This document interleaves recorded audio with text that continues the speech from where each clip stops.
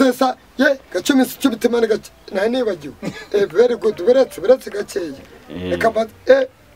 reka papa ne mama ne wanyise niwe izina ryanjye naho ngewe papa ne wambeshya ko nitwa Kireho Fasi Barore nitwa Kireho Fasi Barore rumenya makuru nabari abanyamakuru bose dukorana ko yabira radio Contact FM yavuze ko raziniye umugabo bita yewe ubwo zo mugabo tata we akunda kuza mu gitondo cya kare ntabwo mbishaka kare mfata ko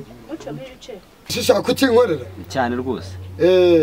shaka kugira ngo makaro ka 17 kugira ngo utazanduza abagenzi banje uko kugira ngo ubwirinzi nturebe kino cyerezo kitugejeje kuri ino si ya nyuma isi yameze amenye hari ikintu kimwe ngomba kukubwira abacu navuyeho mpungu bushyimbo ubugora 30 none iwacu bahunikaga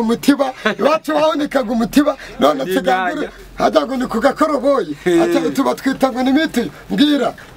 karatu twaragiye ibishyimbo bitakubaza baza bazita mituye mituye yego ura mudamu zicuruza abamwitana ni muchoma mama ndize akaba ari umugabo wande narimba zinka ry'inyuma